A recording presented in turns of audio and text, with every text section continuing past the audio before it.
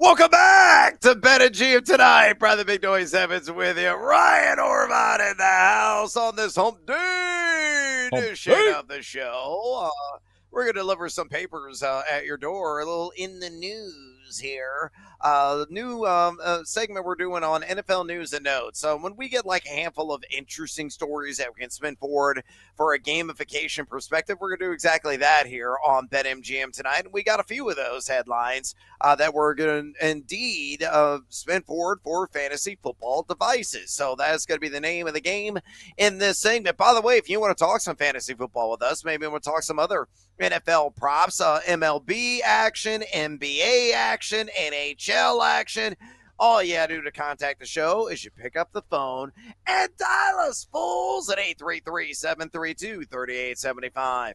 833-732-3875. You can also hit us up on the X or the Twitter at BetMGM tonight, where we have our pole dancing poll question of the day. And it's asking you this. Season-long player props in the NFL are beginning to surface. Looking at quarterbacks, which past TD's prop has the best chance to cash the over out of Jalen Hurts over 19.5 touchdowns. I had baseball in the mind there at a minus 115. Joe Burrow over 32.5 touchdowns at a minus 115. Jaden Daniels over 21.5 passing touchdowns at a minus 140. Or Lamar Jackson over 28.5 passing touchdowns at a minus 110. Nearly 120 votes cast. Make your voice be heard. Exercise your democratic right.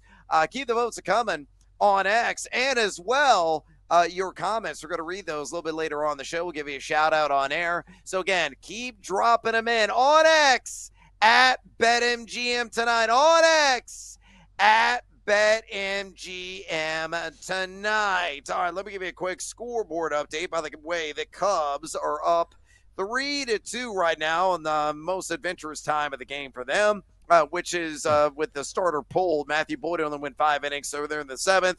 We'll see the bullpen, which can be adventurous, certainly at times, on the north side, can string together the victory and close this thing out. Orioles up 5-3 on the Yankees, top of the 7th.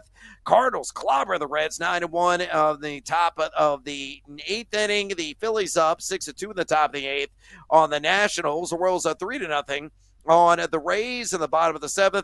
Red Sox up 4-0 on the Blue Jays, top of the 6th. Mets up 1-0, top of the 6th against the Diamondbacks. 2-2. I know he got some action on the White Sox that it's deadlocked into the 3rd inning with the Brewers. The Athletics just went up 1-0 on the Rangers going in the bottom of the 3rd inning. Meanwhile, the Rockets, they're rolling, man. Halftime, 76-49 over the Golden State Warriors. And I think your hypothesis here, Horvat, of the Warriors just, throwing in the cards, throwing in the towel, saying screw it.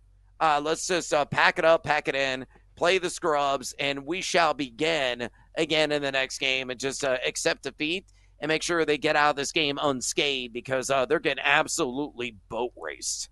Yeah, I feel like they come out right. You play the first 5-6 minutes of the 3rd quarter, see if you could cut into this lead, see if you could cut it to, I mean, it's the NBA, right? So 20 to 18 points, even 15, you want to be hovering around.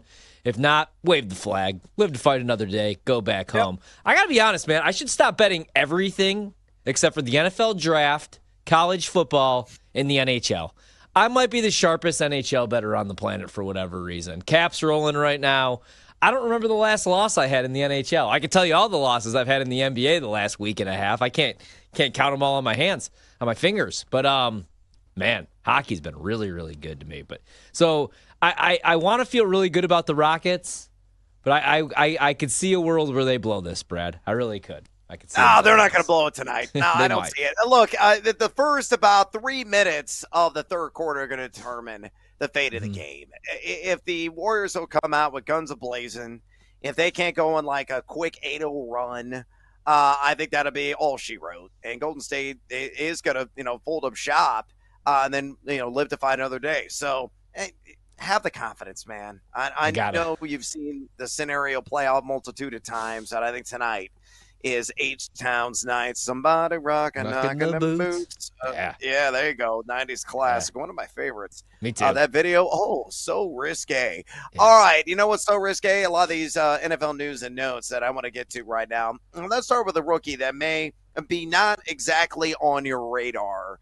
If you weren't following the NFL draft, much like my colleague, Ryan Horvat, who made Brewster's millions off that exercise, let's go to Jack Besh, who landed with the Las Vegas Raiders. And the Las Vegas Journal Review stated, and this is a direct quote from an article about Besh, quote, strong candidate to be an immediate starter, end Yeah. quote. All right, so you got Jacoby Myers there. Brock Bowers is going to be the clubhouse leader in targets. There's no, way, shape, or form, no way really around that. I mean, there's undoubtedly, indisputably, he is going to be the main man there in Sin City. Myers is awfully good, but Besh is going to be that second wide receiver. Let me give it a little background. So right now, using Best Ball 10s as the ADP, he's wide receiver 87, 233.04 overall. You're getting him for nothing. Yeah. He's basically like the 11th hour, the last round pick, the second to last round pick. You go Besh and then your kicker, or Besh and then your defense, and you call it a draft.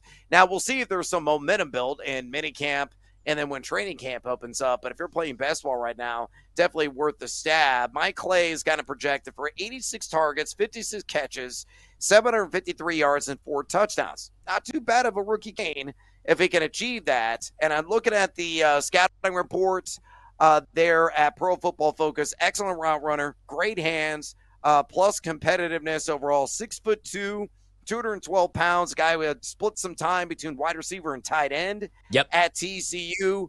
He had a 99 grade against zone coverage, so really can take advantage of those defenses. Number 16 in total deep yards, number 8 in contested catches. That's great to see. Only had 1 drop year, and it was also respectable number 25 in yak per reception. Look at the scouting report, seeing some of these quotes that are coming out of Vegas with Pete Carroll and company. I'm starting to buy into this idea that Jack Besh could be an impact player in year one. Your thoughts? Yeah, I completely agree, man. I mean, also just a great story. Not going to lie, there were a lot of tears when he got drafted, and he talked about his brother who tragically passed away. Said, "You're getting 2 players. You're getting me. You're getting Tiger." So I feel like everybody in that locker room, everybody on that coaching staff, Brad, is going to fall in love with this kid. Like you said, he was a former tight end. He was also a really good high school basketball player, so he's a hell of an athlete. Had over 60 receptions at TCU, 9 touchdowns, 5th in single-season school history with 62 grabs. He's a really good player. Like you said, excellent route runner, 6'2", 215, doesn't drop passes.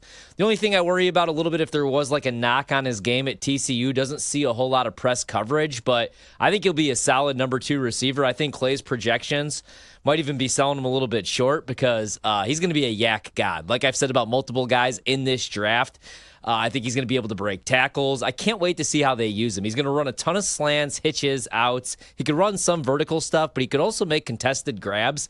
I think he could be a really good player, man, a really good wide receiver number 2. And that offense is going to be fun. Genty, Bowers, like you said, Jacoby Myers, and now Jack as well. So I definitely like him, and like you said, you're probably going to get him for like nothing because nobody really knows who he is, and nobody's watched TCU since they made that run to the national title game 3-4 years ago. So I like him quite a bit. Yeah, the Cubs promptly give up the lead. Of course, it's now bullpen. 43. The damn bullpen. Just killing me.